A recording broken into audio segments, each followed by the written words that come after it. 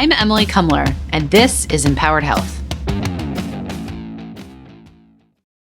I was just not feeling well my whole life. I remember even in fourth grade, very clear memories of going to the doctor or going to the hospital with my mom at night and not being able to study my multiplication tables and being totally embarrassed the next day in class because, our teacher would line us up and have us one by one go down the line, and have to do your multiplication tables. I said I was at the doctor all night with terrible stomach pains. And he said, oh, too bad. You should have studied anyway. So those memories are so clear in my head. And I know that was before I started my period. So whether that was the celiac or endo, or I know there's theories out there about whether endometriosis has a presence in us from birth. I never assumed it was part of period problem, because it was every single day. Just pain, the lower back pain, chronic nausea. I carry one of those little tea tree smelly sticks with me, always have ginger on me, chronic constipation. I had pain during sex. I had horrible cramping where I remember in high school crawling to the nurse's office to have my mom come pick me up from school because I couldn't carry out the school day if I got my period while I was at school. I was in bed for 1 to 2 days. I just couldn't move. I had one gastroenterologist when I was a teenager actually tell me, this is a mental thing. This is an emotional thing. Young girls, you guys worry too much. Don't worry about the test grades. Don't worry if the boys like you. I think you should try to see a therapist because I think this is an anxiety problem. My father had also just passed away, and I happened to be queer, so I did not care whether the boys liked me or not, and I told the doctor, I really don't care about any of this. I know that my life seems crazy for a teenager because of all these outside factors. So I understand why you would assume anxiety, but it's really something different. It's not anxiety. It's not needing to see a therapist. And I was told by countless doctors, even the doctor I saw just 2 years ago in Philly said, well, your tests all came back clear. The biopsies came back clear. I'm not sure what to tell you. And I said, but what? There has to be a connection here, And I always told the gastroenterologists about the period pain and about every symptom. I said, these organs are all right next to each other, right? They must be having an impact. And he said, oh, no, you should see a gyno for that. And I said, okay, sure. And I did. I saw lots of gynos, and they would talk about, most recently I was told something about pelvic floor disorder, or she wanted me to go to some pelvic floor therapy. And I said, I respect that answer, and I think it's a valid answer. I just don't think that's what's going on. I think that my symptoms are too all over my life to be that. They're too severe to be that. And she said, well, we'll put you on birth control. That would be the treatment for endometriosis anyway. And I said, I really don't think that's true.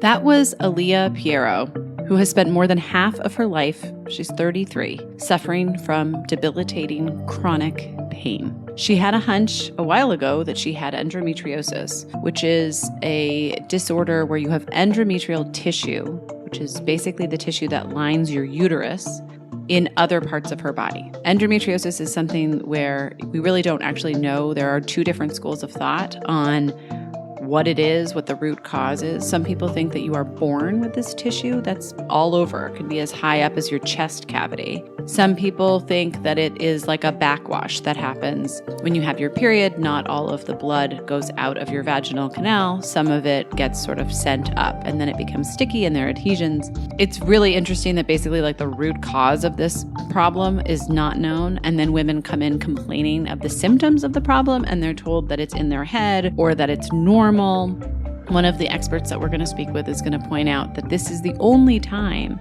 that we point to pain as normal, that pain is always an indication that there is something wrong. And when it comes to menstruation and periods and cramps, people are told, well, that's just, part of the deal. Well, maybe it's not. Maybe it shouldn't be. Maybe it's an indication of something else. Here's ALEA again. I am so happy to finally know what's going on. I know it's never going to go away. I know it's going to be something that I am going to have to deal with and manage and make hard choices about for the rest of my life, or until menopause at least, But at least I have a starting point now. I feel confident that I can move forward with the diagnosis. It's the most validating feeling in the world for someone to say, we know what's going on. You've lived in chronic pain for 19 years. Wasn't in your head. We took it all out, and we know it's going to grow back most likely, but at least we know what's going on. I mean, it's an incredible feeling. I'm Dr. Stacey Missmer. I am a professor of obstetrics and gynecology and also epidemiology at Michigan State University and also Harvard T.H. Chan School of Public Health. I am the scientific director of the Boston Center for Endometriosis, which is a clinical and scientific research center based at Boston Children's Hospital and Brigham and Women's Hospital. I am an epidemiologist. I've focused on endometriosis for about the last 20 years. Endometriosis is a condition of girls and women of reproductive age, so usually appearing after or around the time or after a girl has her first period, and then the symptoms can often last right through to menopause. And we're actually now trying to understand better what the experience is like for women who are now post-menopausal. We believe that endometriosis affects about 10% of girls and women. That's defined by some general population data. But the important thing to understand about those numbers and about endometriosis in particular is that the only way to define and to diagnose endometriosis is to see endometriotic lesions or endometriosis tissue, which is tissue that usually is growing in the uterus, so the tissue that is expelled during a period. And instead, pieces of that tissue are growing and thriving in other places in the body, usually somewhere in the pelvic cavity, around the abdomen, right outside the uterus, but sometimes can be growing as far away as the lung. Some women have had endometriosis tissue in their heart. Some have had it in their nasal passages. And those locations are very rare and unusual, but all fit in this definition of endometriosis being a disease where there is tissue from the uterus that is growing and thriving in other places in the body. That tissue, because it grows and thrives, it still is responding to the body like the uterus would, the womb would during the menstrual cycle. It is responding in a way that can result in scarring, in what we call adhesions, which is connecting of some of the tissues of the body together in a way that can cause pain and can also cause infertility. There's such interesting research coming out now, but I think every woman probably has experienced at some point in her life the idea of being disregarded in terms of your symptoms of pain. There's a lot of work being done about like pain thresholds and how women maybe even have higher pain thresholds, but are often more likely to be ignored than men. And I think, it is really interesting because when you get your period and you get cramps, like how do you know if those cramps are potentially symptomatic of something like endometriosis or whether that is just normal?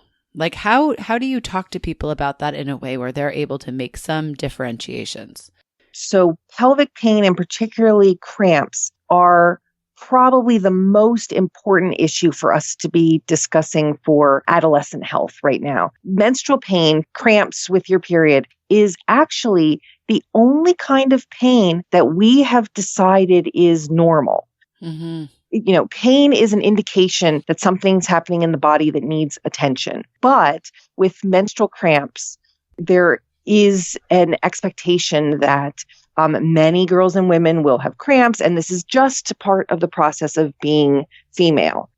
The reality is that creates this issue of exactly as you've asked, what is then the threshold for where this is no longer normal? We usually try to teach and define, and this is an issue of understanding in girls and women themselves, in their families, in their friends, and at school, but also an issue of their family doctor and their pediatrician of how do you explain what you're experiencing and how do you decide if now this is something to be concerned about. The important decision is if the pain when you have your period, if this pain at other times outside of when you have your period, if it is impacting your life, so if you cannot continue your daily activities and whatever you have planned for that day because you're having your period or because you're having this pain at other times, then this is now not normal and is an issue that needs to be discussed and addressed. That expectation, that normalization of pelvic pain and menstrual cramps means that girls second guess whether they actually are experiencing something that's just normal and they shouldn't bring that to the attention of others. It also means that when they do bring it up, another issue around menstrual cramps and pelvic pain is that this is often embarrassing. It is an uncomfortable discussion.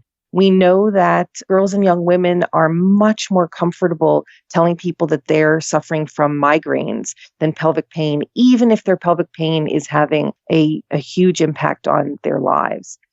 But again, when they do bring it up with friends and family, often the response is, oh, that's just part of being a girl. Right. Or like, welcome to mother or women, like womanhood or whatever. Exactly. And the fact is, if your life is being impacted, if you're not able to do what you want to do, and certainly if you are, one of the things that we know from particularly adolescents and young women with endometriosis and with pelvic pain is that it impacts their life in a way that they start planning around when they might get their period because they're concerned about having this pain that they will not be able to function. So they will plan to be home. Girls who have this issue chronically will often choose not to audition for the school play, for example, because what if I can't be at the practices because I'm having this pain? Or what if the night of the big performance, I happen to get my period and I now can't perform? They often will choose not to go out for sports because, again, this same anxiety around what happens if I happen to have a terrible pain episode then. If you are changing plans for your life, if your hopes and dreams themselves are being impacted by this experience, this is not normal. And I think it's important to mention that you're not speaking from anecdotal experience. Like, you've done clinical trials looking at this specific sort of quality of life measure. Maybe quality of life isn't the right use, but mental and physical outcomes based on women who have endometriosis. Absolutely. There have been several large population studies, both in the United States, but also across the globe, that have found very consistent findings of living with endometriosis and living with pelvic pain, and found that there have been some large surveys that have suggested that on average, girls and women experience what they referred to as 2 bed days per month, meaning days that they couldn't conduct their normal activities, whether it was at home or school or work, because of this pain. About a third of the women report that their pain symptoms impact their relationships with family, their performance at work and school, their partner relationships. These are very robust data that are consistent. Also, there have been 2 large studies that calculated the economic costs of endometriosis, and the annual economic costs are at $69 billion per year in the US. That's on the order of rheumatoid arthritis, but also surprising to many, that's on the order of diabetes, that this is a very impactful disease. And that cost includes the process of diagnosis, the medical and surgical treatments, but also work and life productivity impact, which again is one of the main areas for this disease, having a huge both personal but also public health and economic role.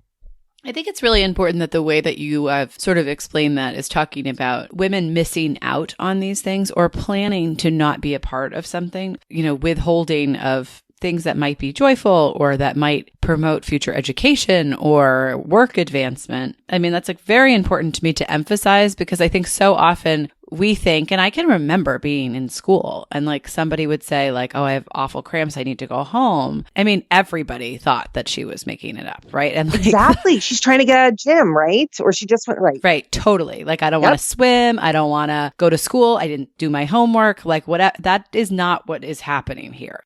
The idea that women are planning ahead, knowing that they're going to be in such discomfort that they can't make commitments to things, reframes that idea in a powerful way, right? Because it's not like you're planning to skip a class. Like you can't sign up for something that you might want to do because of this condition. Right. I'm sort of curious, like, because the diagnostic is surgery, most of the time I would imagine people are in pretty extreme situations when they decide to go forward with that procedure, even though it's not a, super invasive or long-term recovery or something like that. But just the idea of surgery, I think, scares most people, or people are reluctant to just, go under like that. Oh, sure. Right. Is there any study or information on how many people go in for endometrial surgery and for endometriosis specifically, and they don't find anything? That's a great question. So first of all, we know again from some very large international studies that fairly consistently over the last 10 to 15 years, it's been pretty stable. From the time of symptoms start to that definitive surgical diagnosis is on average 7 years. And the upper bound, of course, is longer than that. In the largest study, the shortest amount of time was 2 years, and then the longest amount of time was over 20 years. And as you described, some of that is very reasonable because we don't want to rush to surgery. And particularly in adolescents and young women, that should be a very thoughtful, careful process. Another thing that comes into play there is geographic and insurance and economic access to that level of diagnosis and care, which is another issue that comes into play, certainly in the US, but in many parts of the world. But we know that many girls and women, probably the best guess, and this is getting into less definitive evidence, about 50% of those who present with pelvic pain and are treated with oral contraceptives without a definitive endometriosis diagnosis actually usually do quite well. That suppression of the ovaries, that suppression of the menstrual cycle actually helps quite a great deal. Now, in terms of when they actually come finally for that surgical evaluation, what proportion have endometriosis? That has varied a lot depending on the population. So in adolescents, most of the reports suggest that the confirmation for endometriosis is above 90%. Now, you really hit the nail on the head in describing why that probably is. It's probably because we're very careful about who ultimately is sent for surgery among adolescents. So we're narrowing the group down to those who we're more and more certain actually have endometriosis. In adult women, particularly thinking of women in their 30s is the typical age range, their early to mid 30s. The endometriosis confirmation rate at surgery is about 55 to 60%, so just shy of 2/3. And among those women, the other diagnoses end up being chronic pelvic pain without a more definitive cause. Some of the women, the pain experience is attributed to uterine fibroids. But we're at about a little over 50%, a little less than 2/3 in adult women by the time they come for surgery. And are fibroids something that you can't see on an ultrasound, that's another one that requires a surgical confirmation? So you can see fibroids on an ultrasound. You also, for endometriosis, so the primary form of endometriosis, which is that tissue that's growing right on the surface of organs in the body, that you cannot see through imaging, through an ultrasound or through an MRI. There's one form called an endometrioma. And, we've not helped ourselves that these terms are also complicated and long. But this is like my bane of existence is like the Women's Health Initiative, the Women's Health Study. It's like, oh my God, can we come up with some other names so we can I know, seriously, just something short and sweet and right, which is partly why, one of the reasons why more people have heard of fibroids than of endometriosis is partly because endometriosis is terribly named. Yeah. But this endometrioma, so it is a endometriosis tissue on the ovary that grows into effectively a type of cyst on the ovary that we can see with an ultrasound. Again, it gets influenced by patterns of referral, but that we can see. One of the things that we're noticing right now is we're currently observing in these large, you just referred to them, in these large women's-based cohort studies, the women's health study, the nurses' health study, we're seeing a larger number of diagnoses of endometriosis in postmenopausal women than we had believed we would see. And we think that some of that is now the ability to pick up the ovarian endometriosis with an ultrasound, and that these women are in an age range where routine exams confirming the absence of ovarian cancer and those types of things are what's picking it up. We know that we have these really overt subtypes. So there are women who just have that superficial disease. There are women who just have the ovarian cysts. There are women who have what's called deep endometriosis, which means it looks like it's on the surface, but when you look through imaging or through surgery, it's actually growing and infiltrating into the tissue layers. We know that that superficial disease appears, some of the lesions are red, some of them are clear, some of them are bluish black. And so there's this obvious variation. Also, we know that about 1/3 of women with endometriosis present with infertility, and about 2/3 present with pelvic pain. So all of that variation is what currently we're working on to try to define. And that might relate to what the causes are. And the causes are figuring out the causes is so critical, not only to improve targeted treatments that may vary based on the cause, but also we absolutely need to be thinking about prevention and ultimately also cure of this disease. Well, and I feel like so many women are now reluctant to go on the pill for long periods of time because we know that has other detrimental consequences to it. But I also think it's interesting that women who are post-menopausal could still be suffering. Is that because they're on hormone replacement, or that's just... So we're actually, that's a study that we're looking at within the large women's cohorts right now. What has been published so far are all basically reports of women who are postmenopausal who are experiencing symptoms of endometriosis and then diagnosed with endometriosis. It looks like all of them are exposed to hormone replacement therapy or postmenopausal hormones. Which is pretty logical. So they're like, somebody listening who doesn't understand this, I feel like we should just sort of break that out, that like it's the estrogen that is making this endometrial tissue painful. Still active, essentially. Yeah. Right. So we think that that's true, but that understanding is very new. You referred to sort of the backwash of endometrial tissue. So this theory is called the Sampson hypothesis. So the Sampson hypothesis is from 1927. So we're almost 100 years since this suggestion was raised. We know that most of the endometrial tissue during menstruation is sloughed off and released, externally.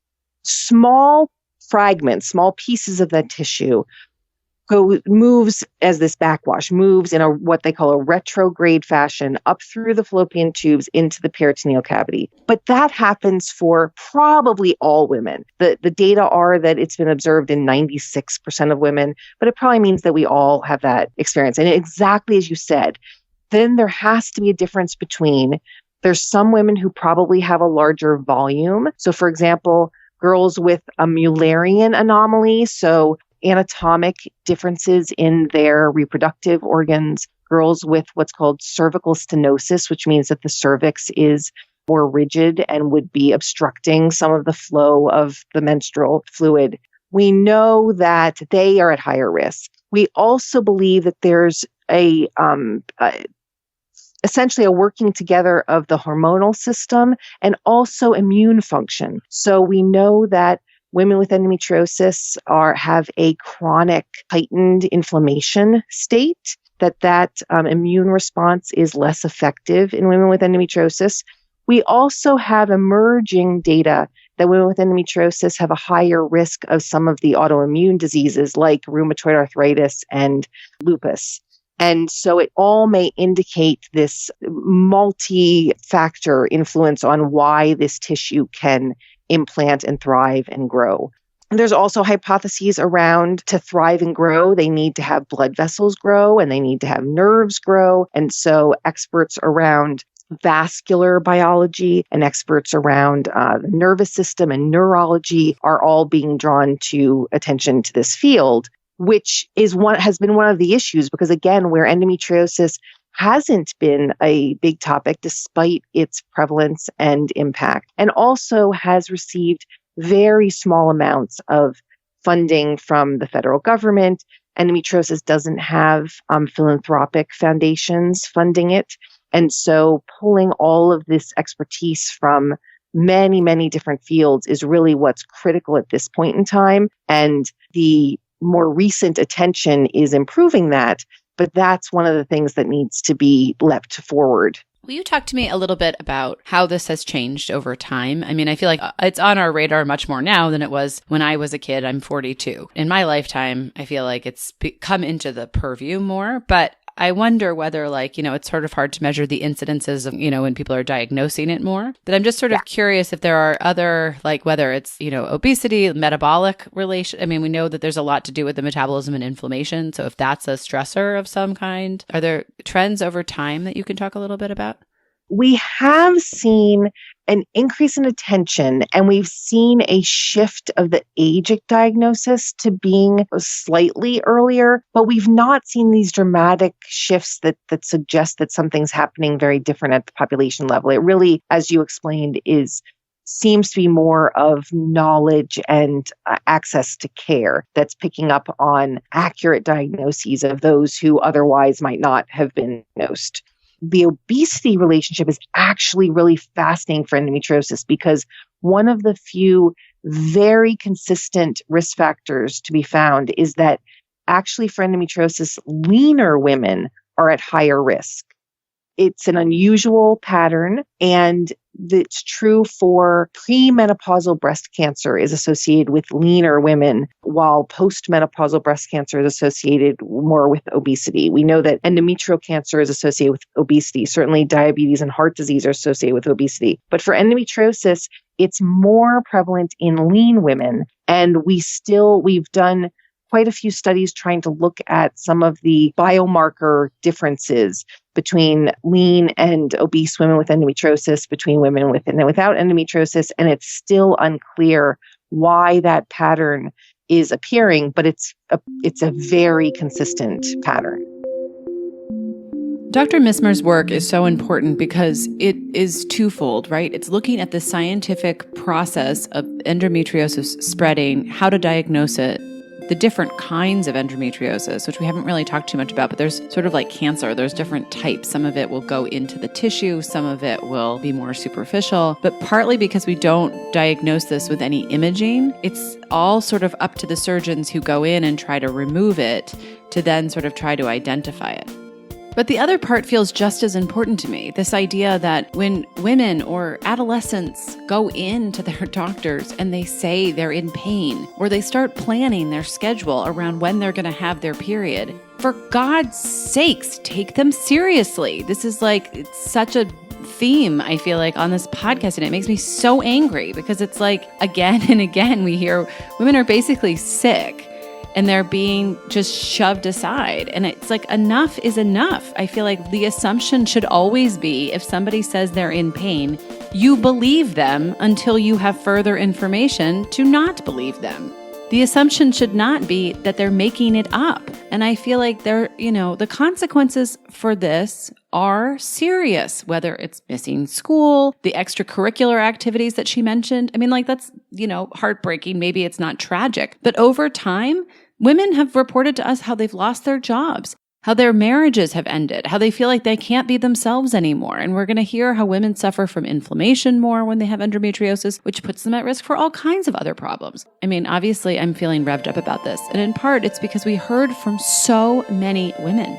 You know, we've covered a lot of really serious topics on this podcast, but for some reason, this one feels so important because there is literally an outcry of women when you mention the word endometriosis online who say, like, I think I have it. I'm not sure. I've been to 20 doctors. Everybody thinks it's in my head. I've been told to go to a therapist, but I'm in so much pain that I can't function. And it makes me feel just, a little debilitated. So I'm really excited about the researchers that we're talking to, and certainly these women who have been brave to come forward and share their stories with us. So up next, we have another woman who's going to tell us about her personal experience suffering from endometriosis. I'm LEAH BATTISTA, and I was diagnosed with endometriosis in August of 2018. However, I did have symptoms of endometriosis going all the way back to when I was 15 years old, but the symptoms got progressively worse after my first pregnancy and didn't get any better. I went to multiple doctors and had internal ultrasounds done and had blood work done. They just kept coming back and telling me that there was nothing wrong with me and that painful periods were normal. There were other symptoms such as chronic fatigue and lightheadedness and shortness of breath. At the time, I never put two and two together that could be caused by endometriosis. And so throughout my journey with it, I realized that those were all caused by the endo. I spent many years in a lot of pain and a lot of, struggles with trying to explain to my husband and my boss as to why I no longer was the person that they knew. I no longer had the energy to do the stuff that I could normally do, and it was really making a really negative impact on my family life, but also my work life. And so when I finally got diagnosed and did research and realized that all of these symptoms were associated with endometriosis, it validated everything that I had been trying to explain. And it was a sad day to find out what was wrong, but it was also a happy day because I finally had an answer to all of my ailments that were unexplained. Can you describe for us a little bit about what the pain has been like at, its sort of worst point for you? The worst point, I would say it started in January of 2018. And every month when I would start my period, I had excruciating pain to the point where I couldn't stand up straight. So I'd be walking around like a hunchback. I couldn't get out of bed for, 2 or 3 days out of every month.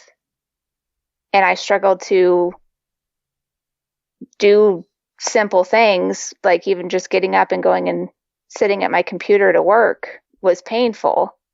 But it got to the point where it was so painful that I would feel like I was going to puke or pass out because my body couldn't handle the pain. And so I kept going to the doctor and they kept telling me it's normal, take some ibuprofen. Have you gone back to any of the doctors that saw you earlier on and told them what you had? Or I feel like I'm getting so angry hearing these stories over and over again of women basically saying, hey, look, I'm in a lot of pain. I need help, and being told that either it's psychological, or we've had a number of women tell us that they were sent to gastroenterologists, or that they were told getting your period hurts, kind of suck it up, honey. It's so hard for me to hear anecdotally what you all have been through. And I wonder whether there's any kind of, I guess the nicest way to say it would be education, that where you could go back to those doctors who said all that to you and say actually, buddy, guess what? This is what I had.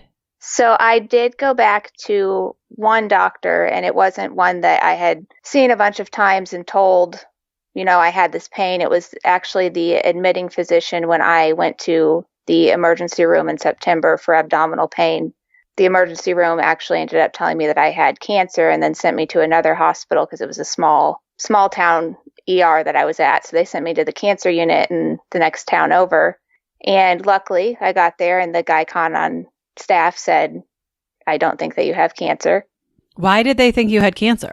They saw a mass when they did the internal ultrasound. So in retrospect, I now realize that that was very lucky, because had they not seen the mass and the internal ultrasound, then I would not have been diagnosed. They wouldn't have ever gone in and done a laparoscopic surgery if there was not a mass there to investigate. It ended up not even actually being a mass. What it was my left ovary had gotten pulled down from an adhesion that was it had an endometrioma on it, which is basically like a blood-filled cyst that's filled with old blood. And it had pulled down underneath my uterus and then adhered to my other ovary. And so my two ovaries were stuck together by this gooey, bloody adhesion that in the ultrasound looked like a gigantic tumor. I mean, I feel like it's irresponsible for them to have, said, oh, we think you have cancer by looking at a mass. You know what I mean? A mass could be so many different things. I feel like you've already been through so much. It feels incredible to me that you had to go through that moment also. I think it was a new doctor. Yeah. I mean, it was a younger guy. So I think that he was just still learning that you probably shouldn't tell somebody they have cancer until you know for sure. Right. So, but you said you did go back and speak to him after the fact. It actually wasn't him. It was the admitting doctor to the cancer unit. He wasn't a part of the cancer unit. He was just the doctor that admitted me to the unit. And so they gave the case back over to him, and he actually went in and did the diagnostic lap and came back and said, you have a frozen pelvis and chocolate cysts everywhere. Your only option is to do a hysterectomy. And I was like, whoa, wait a second. Like, that's my only option, or you think that's the best option? And he said, that's your only option. And I wasn't super comfortable with that. There's never only one option. Mm-hmm. Good for you. Yeah, I told him that I didn't want to go down that road until I was sure that that really was the only option, because I would like to have more kids. And so he came back and said, well, it's your choice. You can choose to leave if you want, but if the cyst ruptures, it's going to cause sepsis and likely death. But again, it's your choice. So he was trying to scare me into having the surgery. But even at that point, I felt even more uncomfortable because he was trying to threaten me into surgery, that I just said, I'll take my chances, and left. And you have one child at this point, or two? Mm-hmm. I have one. And how old was he? At the time, he was 10. He's going to be 11 on Friday. But happy early birthday. Right. But that's scary. You have little kids and you're basically now trying to trust your own instincts over the medical advice that you're getting. I'm kind of lucky because I do have 6 different doctors in my family. And so I know that doctors are just people and they don't always know everything. And so I don't, view them as all knowing and just expect that they are always going to have the right answer. So what I ended up doing was, after I had another surgery with a specialist in Omaha and got the results of that and found out exactly what was wrong, I sent the original doctor that wanted to do the hysterectomy an email, and I waited about 3 months because I wanted the email to come across as informative and not attacking. I needed to wait that 3 months so that I was no longer angry. Mm-hmm. Good for you. And so I sent him a big, long novel about, I was his patient. This is what he recommended. This is what I found out doing my research. This is what ended up happening and the type of surgery that I had. And at the end of the letter, I asked him to, in the future, if he has a patient with a situation like mine where it was outside of his scope or something that, he was unfamiliar with, all of the options, to provide his patients all options, even if that means that he needs to refer them to somebody else. But most of all, don't recommend a hysterectomy as a cure for endometriosis, because it's not. And there's so many women out there that, they don't go do the research because they trust their doctor and they have the hysterectomy and now they can't have kids. But then they also are still in pain because it's not a cure. And it's heartbreaking. It is heartbreaking because it also feels like it's such a misunderstood thing, right? If the endometrial tissue is all over your organs, and you remove the uterus, like you're not even touching the problem. Do you attribute that to just a lack of knowledge or a hubris in some way? I mean, it's incredible to me how many women have gone through this. It's a complete lack of knowledge. And so I don't necessarily blame the doctors. I mean, they are going off of what is considered the standard of care and what they're taught in medical school. And in medical school, what they're currently being taught is tell your patient to try getting pregnant, which is an awful idea because then you're going to have somebody who may have pain relief during that 9 months of pregnancy, but then they're going to have a newborn baby and be in pain.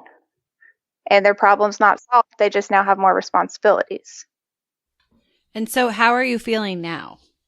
So I just had my fourth and hopefully last surgery for endometriosis on March 26th. And it ended up being a more invasive surgery than they were thinking, where they ended up having to do a 3-inch bowel resection because it had eaten through the lining of my colon and basically destroyed all of my colon tissue. So they just cut it out and basically sewed the two ends back together. The recovery period for that was 6 to 8 weeks. So I'm about at that 8-week mark. The one thing for me that I didn't realize was that surgery is kind of step one, or, surgery is an event, recovery is a process, are some of the terms I've learned through different support groups and Nancy's Nook. Probably going to be a good 6 months to a year before I get my energy levels back and I feel like my old self again. Is there any advice that you have for women out there who maybe are suffering from this or are not sure if they have it, or any things that you have learned along the way that you'd like to share? If you think that you have it and you go to your doctor and they are not supportive of you thinking that you have it, if you think that you have endometriosis, that means you've done your research, you know what some of the main symptoms are, and that you fall into those symptoms or have them. And so if somebody goes to their doctor with those symptoms and the doctor's not listening or does not want to do any further investigation at that point, get a new doctor. I'm so tired of doctors saying, no, there's nothing wrong with you. If your doctor is not fully listening to you and advocating for you when you say something is wrong and they just brush it off, find a new doctor. Like, I cannot stress that enough.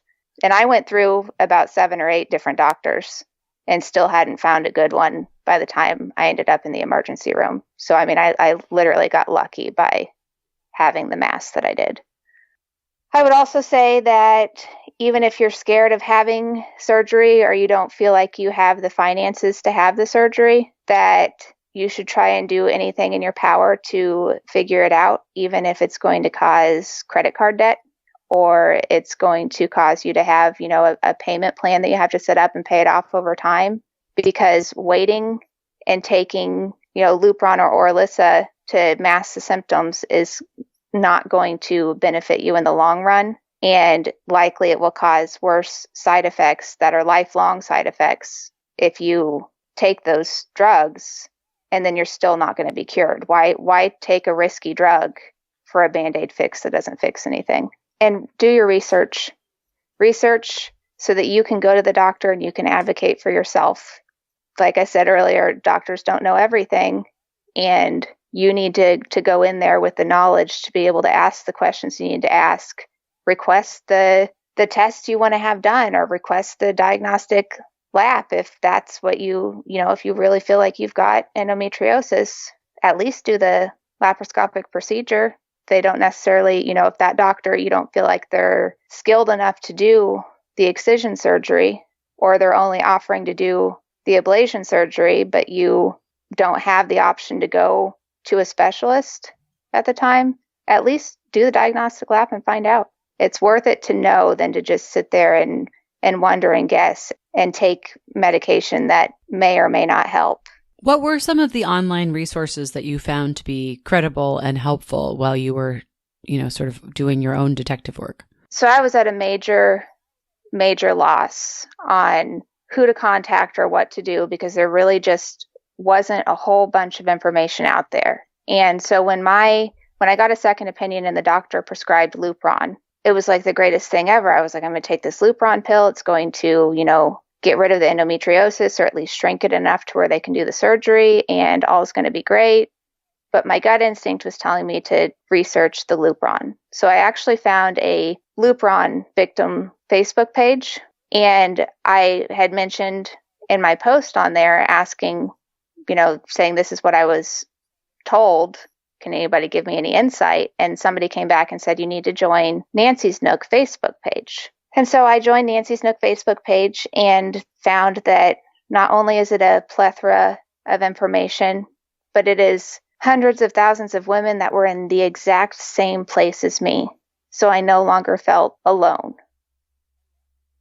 And that was really big for me to have other women who were dealing with the same thing and at the same loss as me, and find a place where I could get information that wasn't being provided to me by my doctor. And I could find with their international surgeons list, they have doctors that they have vetted. They agree with the same treatment plans.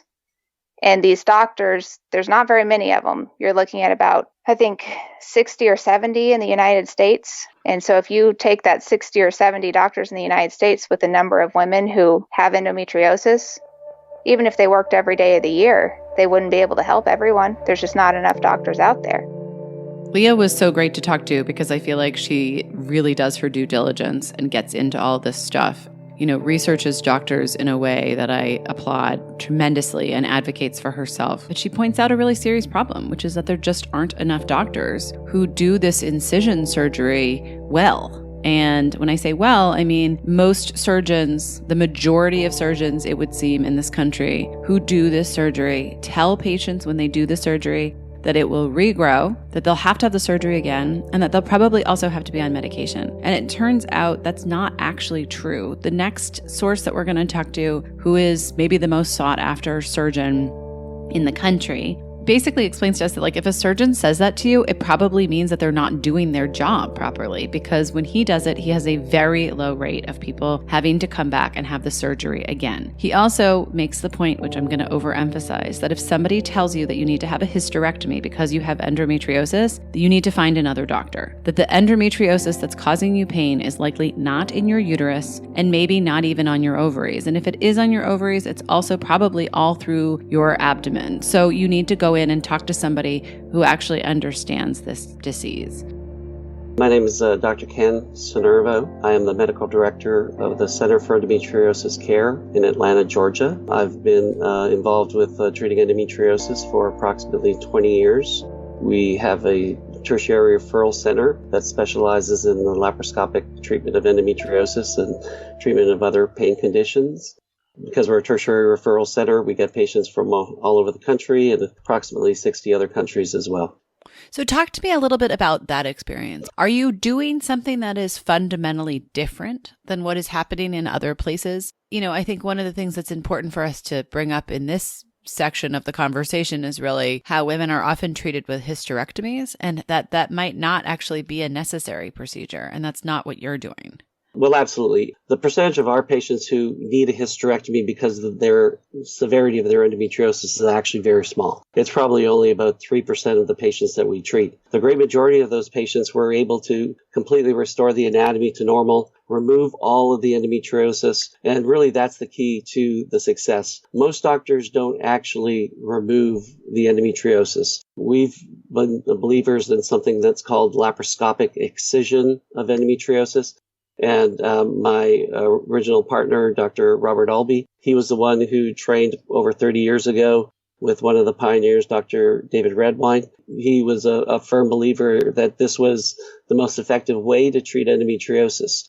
When I came after my laparoscopic minimally invasive fellowship to join the practice, I quickly saw that was the best way to treat the patients because they had such good outcomes, and the number of patients that we had to reoperate on was extremely minimal. It's, less than 10 or 15%, whereas typically when a patient is treated with a superficial form of treatment such as ablation, which is either cautery or laser vaporization or some other energy source that tries to destroy the endometriosis, there can be as high as an 80% recurrence within 1 to 2 years, whereas we have a 5 or 10% recurrence indefinitely.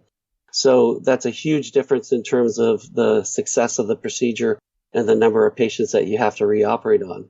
And that has not only implications in terms of the ability of those patients to have a much improved quality of life, but it also has positive impact on their fertility as well. So often patients, such as the medical director, the director of our center, Heather, she was able to conceive after, multiple surgeries and failed IVF because we got to the root of the disease.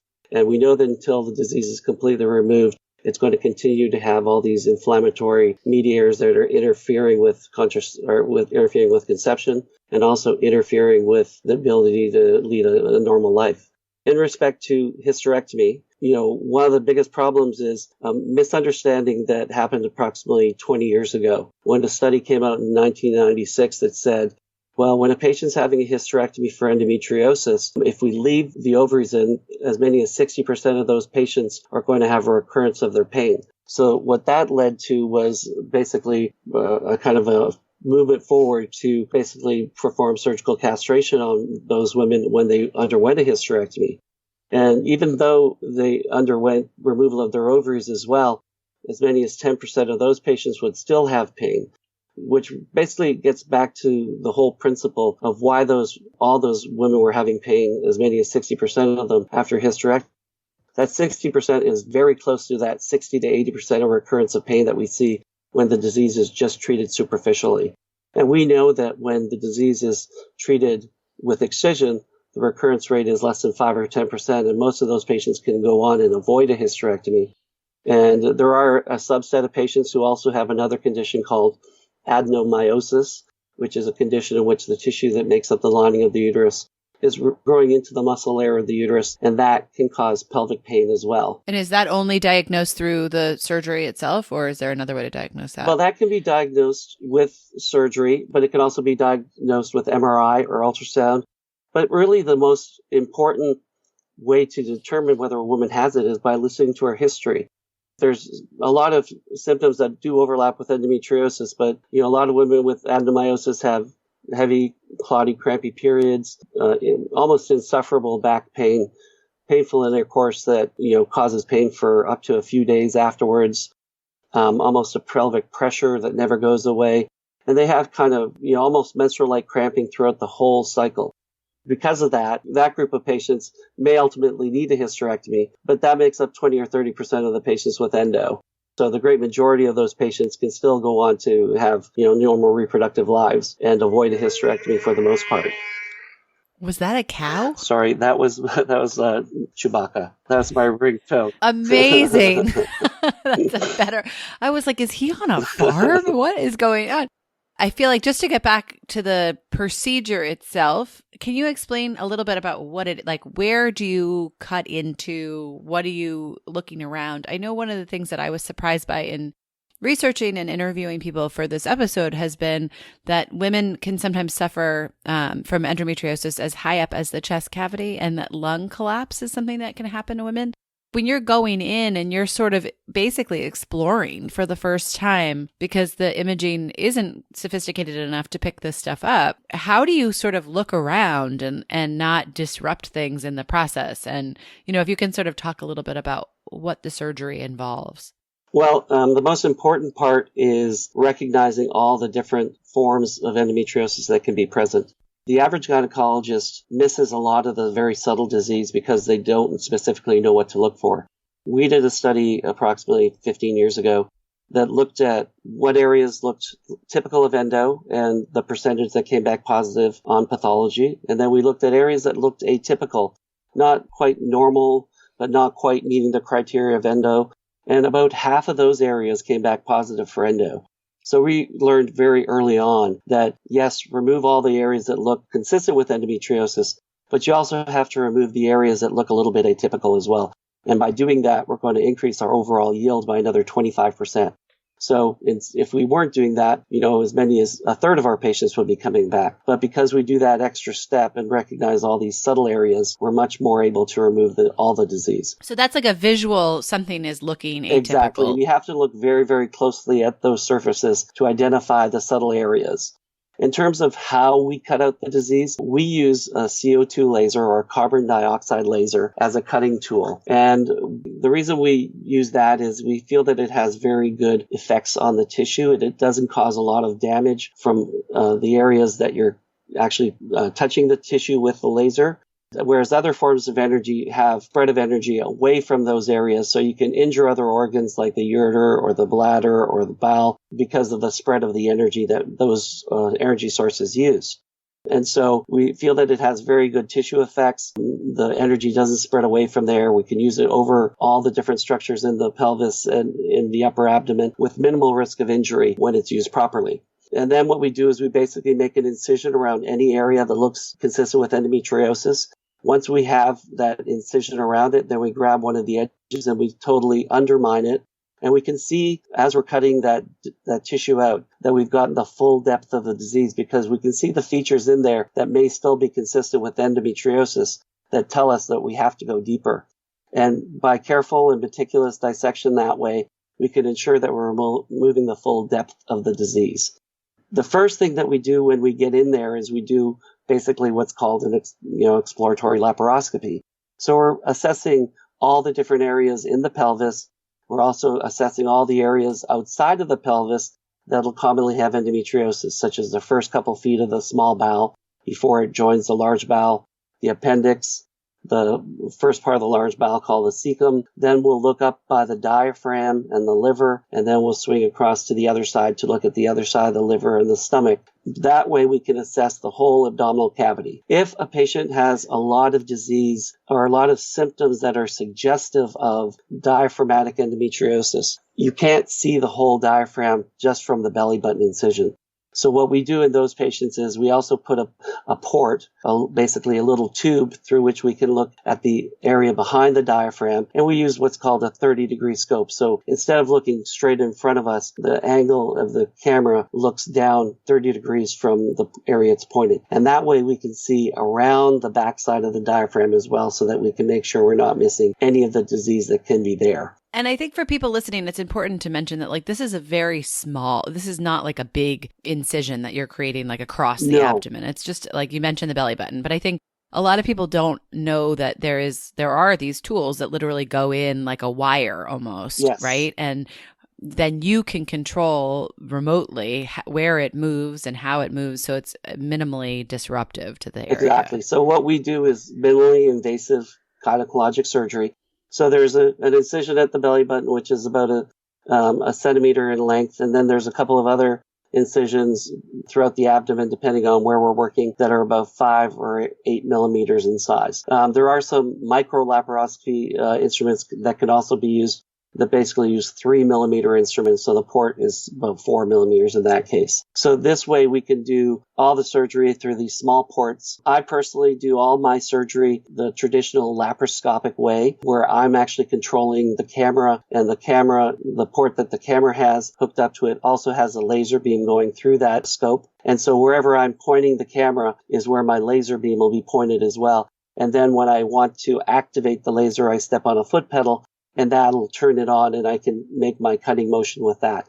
Which gives you maximum control, I would Exactly. imagine. It's very, very precise. So when I'm making an incision in the tissue that has the endometriosis, and as I'm moving that laser around, I know it's going a fraction of a millimeter into that tissue. So it can be extremely precise when it's, operated by someone who's had a lot of experience.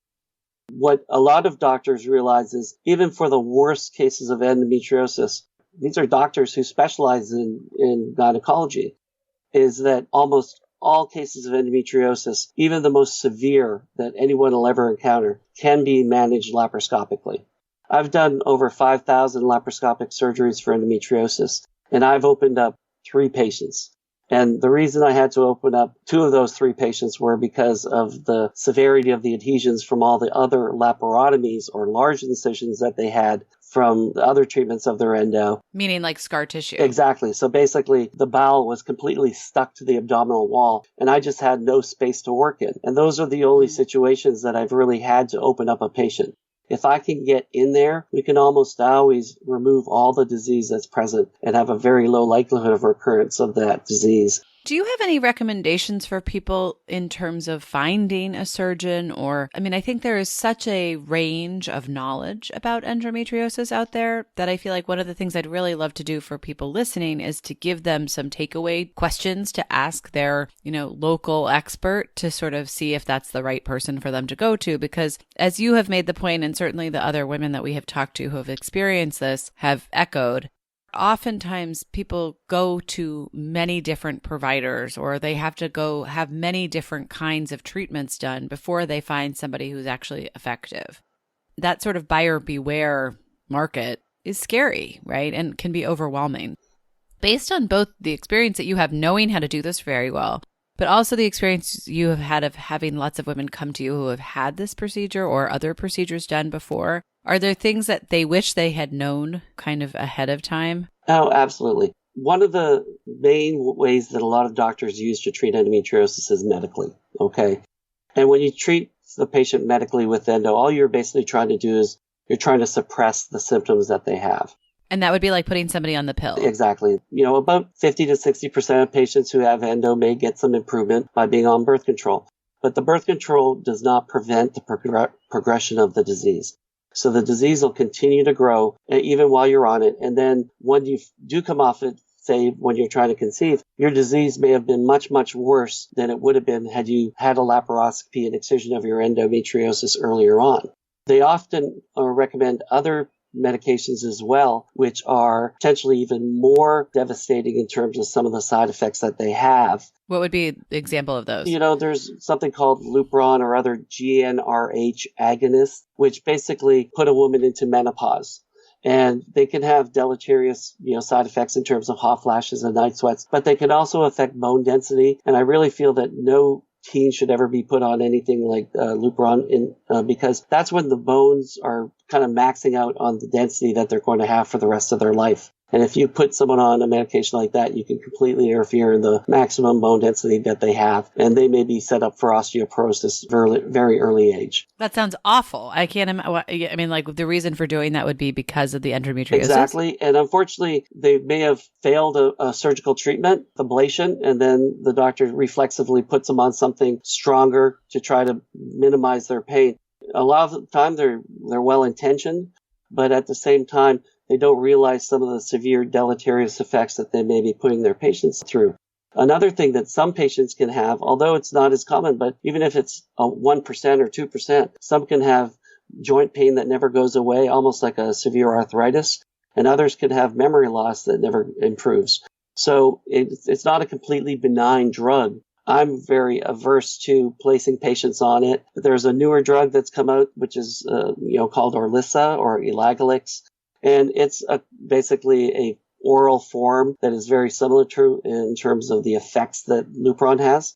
It also hasn't really been studied very well, I don't think, in terms of potential long-term complications from it. And we know, the study suggests that it's a very good potential option for us to use. But I personally have seen, a lot of failures already. About 80 or 90% of the patients that have come to me who've been on it have failed it because of some side effect.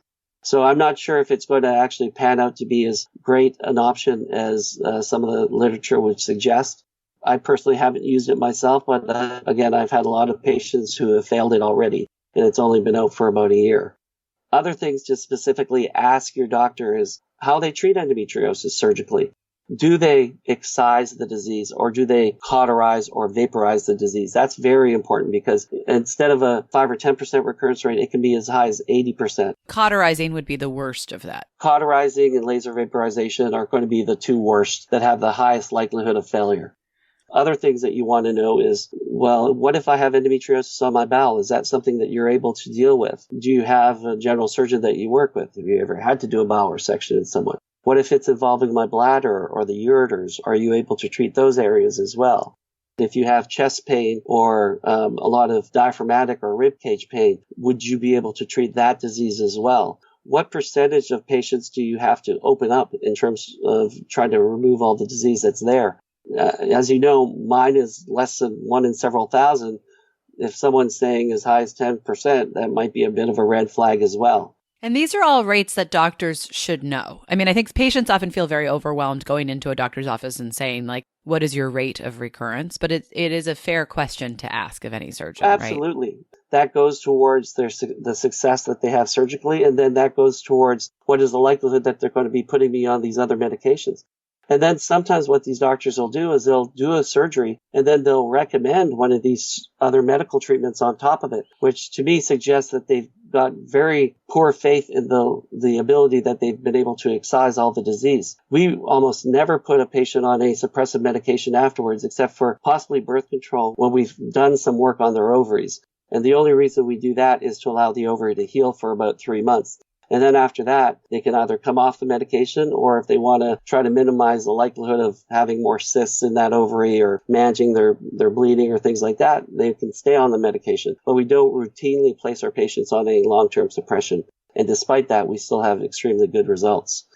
You want to know, is gynecologic surgery and minimally invasive gynecologic surgery the only thing that they do? Or do they do obstetrics? And if they're doing obstetrics, that's probably the great majority of what their practice involves. And so they're going to be gynecologist and a laparoscopic surgeon, even, second, third, or fourth down the list. Again, that reflects the amount of volume that they do and the amount of expertise that they may have. And so, while there's a lot of very good generalists out there, if you really want to have the best chance of having a minimal recurrence of your endometriosis, you want to go to someone who laparoscopically excises all of the disease that's present and does a large volume of it, because that's going to allow you to deal with more difficult cases more easily and more thoroughly. And you want to be able to know what their recurrence rates are. And if they say, well, there's a good chance that we're going to be operating on you again in, 6 to 12 months or 1 to 2 years, then that's a bit of a red flag as well, because typically if more than 85 or 90% of those patients get out to 3 years without having a recurrence, you're probably not going to have a recurrence in the future. So those are important things to know as well. It seems like there are sort of two schools of thought on what endometriosis is. Like just like this sort of like root idea of, are you born with this tissue outside of the sort of like pelvic area, or does it actually spread as a sort of like backwash from like your period that's not getting properly cleaned up and removed afterwards? And I wondered from a surgical perspective, like when you go in and you look at endometrial, I assume we're calling it endometrial tissue that is not in the typical areas. Does it look like, say, lung tissue, or does it look like endometrial tissue? Like, can you make any sort of visual judgment about what it is? Because I think it's sort of interesting to me to think, like, when you were saying women who get put on the pill, that doesn't stop the progression of their disease, that it still is growing, that they're just not feeling it because their ovaries have basically been turned off. So their estrogen is not being sort of cycled the way it is naturally. And therefore, they're not experiencing the pain that they would with a normal, natural menstrual cycle. But that's not stopping the development of this tissue. Can you just talk a little bit more about that? Because I think I'm still confused, honestly, about which one it is and like, does this just always progress, or like, does it stop? You know what I mean? Like, well, in terms of theories of development of endometriosis, a long time ago, a doctor named Sampson came up with the idea that women menstruated out the ends of their fallopian tubes. A lot of women do. About 85 or 90% of women do menstruate out a little bit of that bloody fluid through their fallopian tubes. But only about 10% of women get endometriosis. So that's one of the reasons why I think that doesn't really explain the whole thing. The other thing is we've never ever been able to show a live endometrial cell from the lining of the uterus implanting into the peritoneum or the tissue that's in the pelvis. The other thing that's very important is around 7 to 10% of stillborn fetuses that have been examined have been found to have endometriosis at birth, or the tissue that has the ability to become endometriosis. Another thing that's very important is that biochemically, the endometriosis is actually different than native endometrium, or the lining of the uterus, in that it has its own ability to produce estrogen as well. And so what happens is, even though you're on the pill and you may have a small amount of estrogen within it, the endometriosis itself is producing its own estrogen, which kind of feeds itself and continues and allows it to grow. So that's why, despite being on birth control, and the progesterone in the birth control, or the progestin in the birth control, helps to minimize its growth, it doesn't completely prevent it because it has its own ability to kind of auto-regulate and grow despite that suppression. I personally feel that women are born with or have the cells that have the ability to become endometriosis have already been laid down embryologically. Once they start having periods, the great majority of women have pain within the first 6 months of their menstrual cycle starting. So about 65% have pain within the first 6 months. And within the first, 5 years or so, about 80% will be having pain. Only about 10 or 15% of patients have little or no pain associated with their endometriosis. And so, some of those patients will present more or later on in life with a pelvic mass, and that's how the endometriosis is discovered. But for the great majority of them, they've had it their whole life.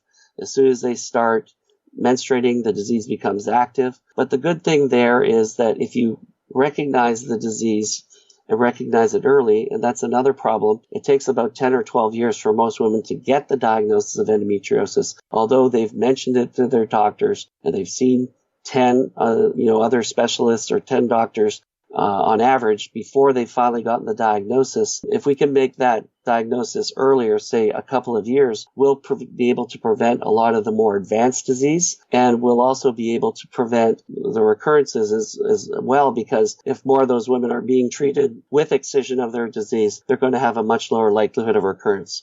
The one caveat there is some women haven't fully expressed their endometriosis by the time they're 16 or 18. And so as they get a little bit more exposure to endometriosis, some of that may be expressed a little bit later on in life. So they may have a little bit higher recurrence rate of maybe 10% instead of, say, the 5% we may see in someone who's 25 or 30. But still, it's going to be a much lower recurrence rate. And typically, they're not going to have that really, really bad disease that we see in someone who's not been suppressed or has basically a different type of endometriosis that allows it to progress much more rapidly and much more aggressively, causing some more severe disease.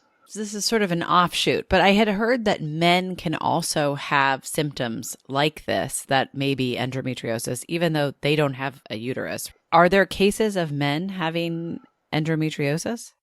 Yeah, there are. And typically, most of those men have been men who've had prostate cancer, and they've been exposed to medications like Lupron. And so what that has done is it's kind of changed the biochemistry in the pelvis and allowed some of that testosterone or the precursors to be kind of shunted over and getting some estrogen development going on there. And so what happens is because they've originally been developing embryologically, some of those cells have been laid down. Typically, a male, once they hit puberty, they were producing predominantly testosterone. That has a negative impact on the endometriosis or the cells that could be there. But when they start changing the hormonal makeup with Lupron and things like that, that's when you can get the shift in the hormone balance, which can predispose them to it. It's a small number of men that, we're talking about a handful of men out of billions that have been around. Well, and that must be very hard to diagnose. Yeah, and I think it's really something that you're probably going to be seeing in someone who's older as well. But it is one of those things that has been recognized in the literature. But at the same time, we're talking about handfuls of men out of billions. Yeah, I mean, I'm just curious because I feel like there are more and more reports of men experiencing sort of estrogenic side effects. Like there's this story that was circulating on the internet about men using women's deodorant, and like Degree deodorant apparently has a lot of estrogen in it, and that they felt like they were growing breasts while they were using this deodorant. And when they stopped, it sort of subsided. I think there's a lot of talk about like the hormones that are added to food and whatnot. And I wonder whether any of that will sort of increase instances of these kinds of things that are traditionally seen in women in men. In terms of, things in foods, we know that soy-based products are probably going to be much more likely to have phytoestrogens in them. Okay, and that's one of the common sources that we can get it in our diet. I'm not sure about the deodorant that's been reported. I'm glad I don't use my wife's deodorant. I have my own. But at the same time, yeah, these are probably, again, rare cases. And I don't know if we really want to make too much of that. Sure. But at the same time, yes, it is possible. So wait, with soy, something like that, can you talk a little bit about the interplay with phytoestrogen? So anything soy-based is much more likely to have estrogen or phytoestrogens within it. So, women who are vegetarians probably have a lot more soy in their diet, or maybe someone from an Asian background where they're eating more soy. They may be predisposing themselves to greater stimulation of their endometriosis because of those phytoestrogens. But what if someone has their endometriosis treated with excision? Well, if it's done well, then the likelihood of them having any more endo is going to be small. If they've had good excision, they could probably have soy or other things with phytoestrogens in them and probably not be at risk of having a significant increase in the recurrence of their disease, because for the most part, it's already been removed. And so with somebody who's trying to do some, preventative or treatment before a surgery, would it be worth, do you recommend removing soy from the diet and seeing if that has any impact on how somebody's feeling? Well, yes, you can do that. You can, try to limit your exposure to soy. You can also try an anti-inflammatory diet, which is very beneficial to a lot of patients, because endometriosis is inflammatory itself. If you're adding things in your diet that are inflammatory as well, you're just kind of getting hit on the inside and the outside of your bowel in terms of that inflammation. Taking an anti-inflammatory diet that limits gluten, lactose, eating things that are more organically grown, and even meats. We think of, well, how can you have organic meat? Well, basically it's grass-fed beef, free-range chickens that don't eat soy meal. Soy meal is very commonly fed to cattle that's raised in a non-free-range fashion, not grass-fed fashion. And so that soy phytoestrogens get embedded into the cell membranes. And so that there's a little bit more inflammation in the cell membranes of those cattle.